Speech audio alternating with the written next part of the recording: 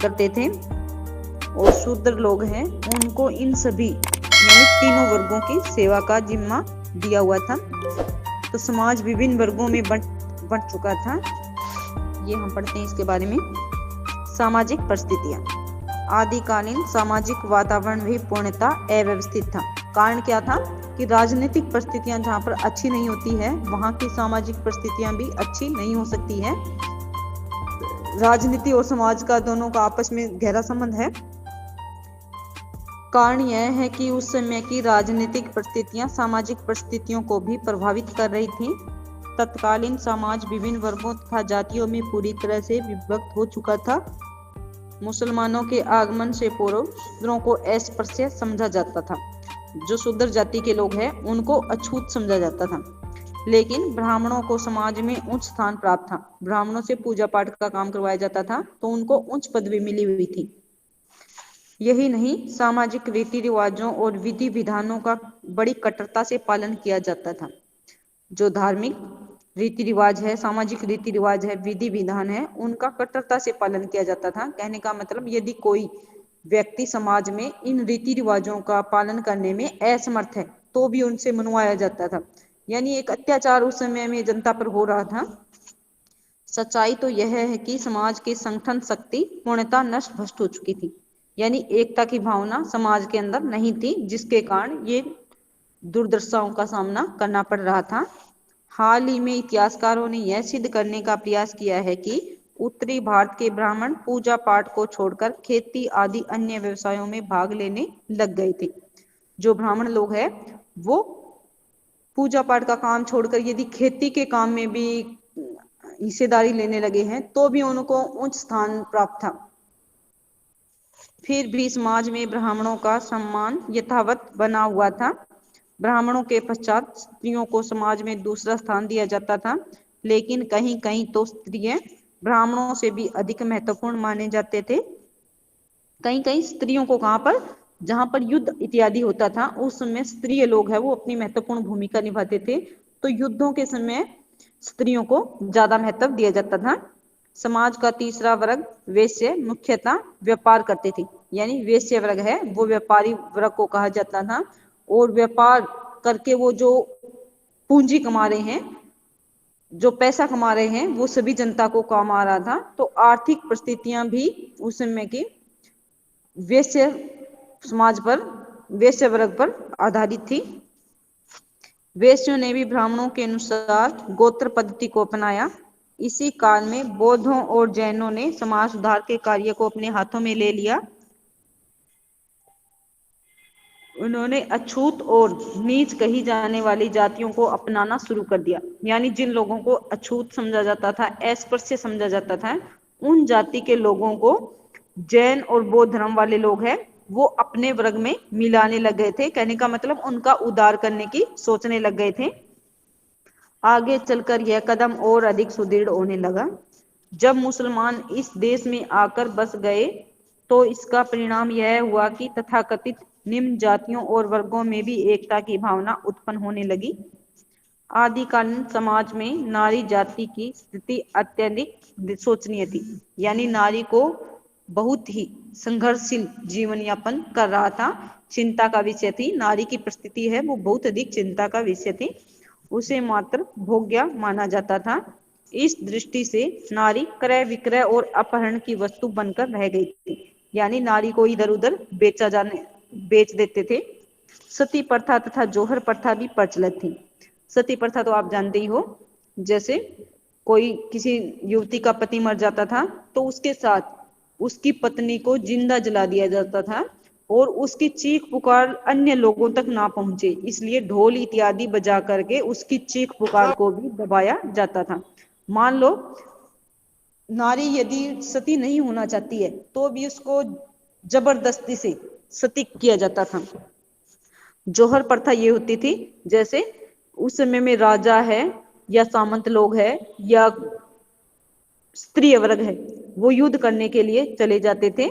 तो युद्ध में पीछे उनकी युवतियां रह जाती थी, औरतें रह जाती थी और उन औरतों के पास कहीं से कोई समाचार आ जाता, ऐसा समाचार आ जाता था कि तुम्हारे राजा है वो दूसरे राजा के द्वारा बंदी बना लिए गए हैं, तो वो युवतियां उस दूसरे राजा से उनके अत्याचार से बचने के लिए वो सामूहिक होकर के अपने आप को जला लेती थी। तो इस प्रथा को जौहर प्रथा कहा जाता था। तो युवतियां हैं वो बहुत अधिक दयनीय जीवन जी रही थी, इसलिए आम नारी के लिए पुरुष का जीवन अथवा मृत्यु दोनों ही भयंकर घटना के रूप में आए हुए थे। तत्कालीन राजनीतिक राजपूत वंश कुलीनता और बलिदान की भावना को अत्यधिक महत्व प्रदान करते थे। यही कारण है कि राजपूत नारियां भी अपने पतियों के बलिदान को शौर्य का प्रतीक मानती थी। राजपूतों में स्वयंवर की प्रथा काफी सक्रिय थी। राजपूत है वो स्वयंवर की प्रथा में ज्यादा विश्वास रखते थे, यानी अपना पति अपने आप चुनने की आजादी राजपूत औरतों को थी। और ये प्रथा है कई बार युद्धों का कारण भी बन जाती थी। यानी मान लो किसी राजकुमार को किसी राजकुमारी ने रिजेक्ट कर दिया है, अस्वीकार कर दिया है, तो वो उस राज्य से रंजिश रखने लगता था। तो ये स्वयंवर की प्रथा है वो भी एक युद्ध का कारण बनती थी इस प्रकार से। लेकिन यही स्वयंवर कभी कभी युद्ध के कारण भी बन जाते थे। मुसलमान भले ही भारत में आकर बस गए थे, लेकिन हिंदुओं ने उसके प्रति कट्टरता का रुख अपनाया हुआ था। इससे सामाजिक व्यवस्था और हिंदू संस्कृति की रक्षा तो हुई, परंतु पार्थक्य भाव के कारण राष्ट्रीय एकता को गहरा धक्का लगा। कुल मिलाकर आदिकालीन सामाजिक परिस्थितियां अनुकूल नहीं थी। राजा और अमीर लोग बहुपत्नी प्रथा में विश्वास रखते थे, यानी राजा और ज्यादा अमीर लोग होते थे वो एक पत्नी के अलावा कई कई पत्नियां रखते थे, तो इसलिए नारी को अत्यधिक अपमानित जीवन भी जीना पड़ता था। विधवाओं का पुनः विवाह नहीं होता था। मुसलमानों के आक्रमण के पश्चात हिंदू समाज धीरे धीरे कुरीतियों का शिकार होने लगा। इस संदर्भ में डॉक्टर रामचंद्र वर्मा ने ऊंचित ही लिखा है, जातीय पार्थक्य तथा वर्ग वैमनस्य के अतिरिक्त आदिकाल के समाज में अनेक प्रकार के अंधविश्वास बढ़ते जा रहे थे। यानी अंधविश्वास है वो भी सामान्य जनता को अत्यधिक परेशान कर रहे थे। साधु सन्यासियों के श्रापों वरदानों को लोग बहुत अधिक महत्व देने लगे थे। यानी साधु संतों ने यदि कोई भविष्यवाणी कर दी है या किसी व्यक्ति को श्राप इत्यादि दे दिया है तो उसको भी बहुत अधिक महत्व दिया जाता था उस समय में। चाहे वो साधु संत है, साधु सन्यासी है, चाहे झूठ भी क्यों न बोल दे, लेकिन उनकी बातों को अत्यधिक महत्व दिया जाने लगा था। इस प्रकार योगियों का गृहस्थियों पर भयंकर आतंक छाया हुआ था।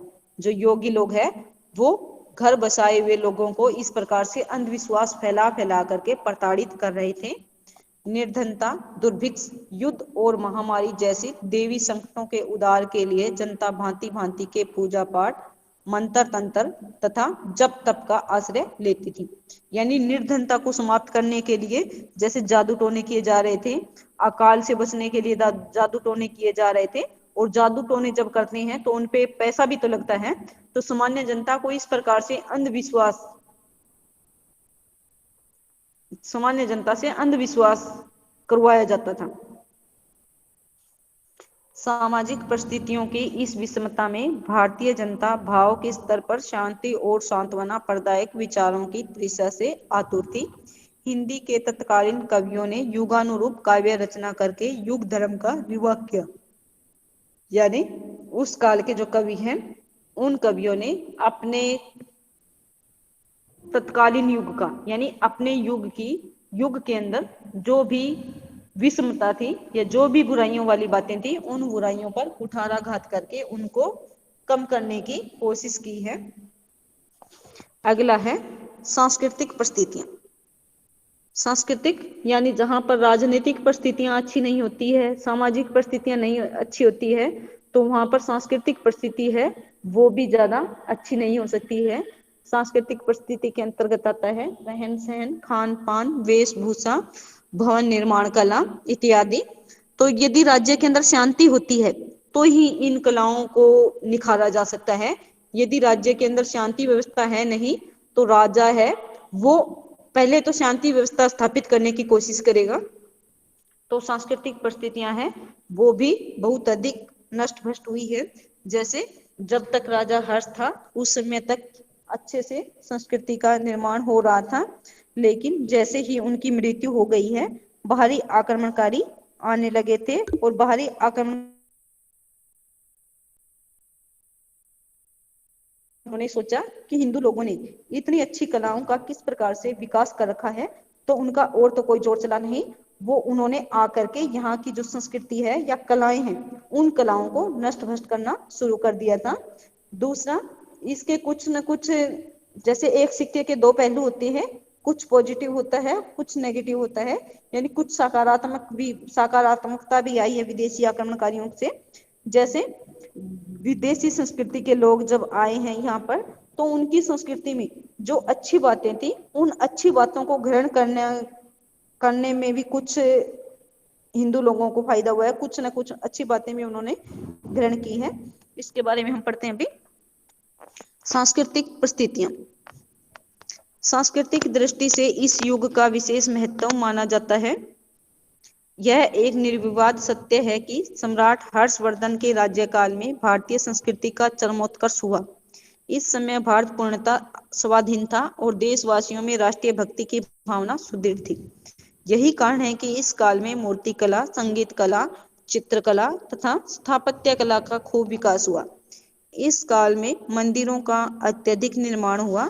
भुवनेश्वर, सोमनाथ, जगन्नाथपुरी, कांची, तंजौर, वेल्लोर, खजुराहो आदि स्थानों पर भव्य मंदिरों का निर्माण किया गया।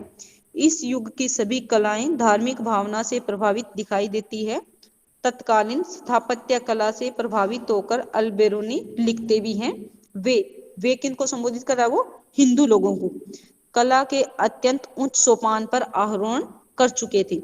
यानी वो हिंदू लोगों की प्रशंसा कर रहा है कि हिंदू लोग है वो कला का चरमोत्कर्ष, कला के क्षेत्र में चरमोत्कर्ष प्राप्त कर चुके हैं। हमारे लोग वो किनको कह रहा है? मुस्लिम लोगों को।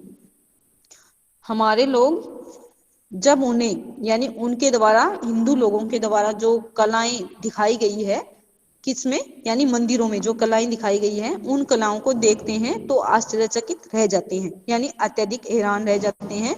तो उनमें एक ईर्ष्या का भाव पैदा हो गया था। लेकिन मुसलमान ईर्ष्या की भावना के कारण भारतीय कलाओं का सम्मान न कर सके। मुसलमानों की ईर्ष्या की भावना के कारण ही इस युग की कला का विकास हुआ।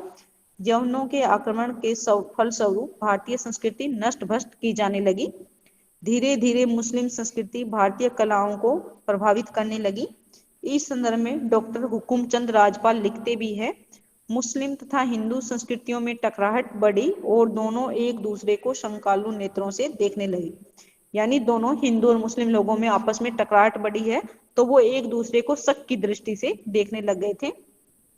यवनों के हाथ में राजसत्ता आ जाने के कारण भारतीय संस्कृति का रंग भी गहरा होने लगा। हमारे त्योहारों, मेलों, खान पान, वेशभूषा, विवाह आदि पर इस्लाम संस्कृति की छाप पड़ने लगी। ऐसा होना सहज स्वाभाविक था। कला के क्षेत्र में भी भारतीय परंपरा लुप्त होने लगी। सारंगी, तबला, अलगोजा आदि नए वादनों से भारतीय संगीत प्रभावित हुआ। यानी उन लोगों से कुछ सीखा भी है। जो वाद्य यंत्रों का प्रयोग करना भारतीय लोग जानते ही नहीं थे, हिंदू लोग जानते ही नहीं थे, वो अन्य आक्रमणकारियों से सीखा है उन्होंने। तो ये फायदा भी हुआ है। दूसरे व्यक्ति के साथ रहते हैं, यदि हम गुण उसका ग्रहण करते हैं तो फायदा है, यदि उसके अवगुणों को हम ग्रहण करते हैं तब थोड़ा नुकसान होता है। तो कुछ एक अच्छी बातें हैं वो भारतीय लोगों ने ग्रहण भी की है। गायन, वादन, नृत्य आदि पर भी इस विदेशी संस्कृति का प्रभाव पड़ा, परंतु युद्धों के वातावरण के कारण ये कलाएं विशेष आदर न पा सकी। यानी राज्य के अंदर यदि शांति व्यवस्था होती तो इन कलाओं को अच्छा सम्मान मिलता, लेकिन राजा लोग हैं वो पहले तो युद्धों को शांत करने में लग गए हैं। पहले उनका कलाओं की तरफ ध्यान कैसे जाएगा? जब राज्य में शासन व्यवस्था अच्छी नहीं है तो कलाओं को निखारने का काम उनका रह गया था। यवन साम्राज्य की स्थापना के बाद इन्हें महत्व मिलने लगा। हिंदू राजा भी इन्हें प्रश्रय देने लगे। प्रश्रय मतलब यानी आश्रय देने लगे थे। धीरे धीरे भारतीय कलाकार अपनी प्राचीन शैली को भूलने लगे। यह एक सर्वविदित सत्य है कि मुसलमान मूर्ति पूजा के कट्टर विरोधी थे। फलस्वरूप मुस्लिम शासकों के कारण जहां एक और मूर्तिकला का विकास अवरुद्ध हो गया, वहां दूसरी ओर मुस्लिम शासक पुराने मंदिरों को नष्ट भ्रष्ट करने लगे। लेकिन यह भी कटु सत्य है कि राजपूत शासकों के काल में युद्धों के कारण मूर्तिकला का समुचित विकास नहीं हो पाया। संक्षेप में हम कह सकते हैं कि आदिकाल में मुक्त और जीवंत कलात्मक चेतना विकसित नहीं हो सकी। यानी जितना कलाओं का विकास होना चाहिए था, उतना विकास आदिकाल में नहीं हो पाया है। तो इस प्रकार से आदिकाल की सांस्कृतिक परिस्थितियां रही है। आगे आपकी क्लास है क्या इससे आगे? Yes ma'am. No ma'am. No ma'am. Yes और नो? No ma'am. चलो कोई ना, कुछ एक बच्चों की क्लास है। बाकी ये दो परिस्थितियां रहती है, धार्मिक परिस्थितियां और साहित्यिक परिस्थितियां, ये हम कल पढ़ेंगे। और ये प्रश्न बहुत महत्वपूर्ण है, परिस्थितियों वाला प्रश्न है ये। 8 नंबर में भी आ सकता है, 5 नंबर में भी पूछा जा सकता है, और 2-2 नंबर वाले प्रश्न तो जैसे इनमें इनके अंदर से ही निकलते हैं। तो इन प्रश्नों को आप अच्छे से याद कर लो, ठीक है? अपनी यस अटेंडेंस मैम। लगाते रहो, लेफ्ट होते रहो।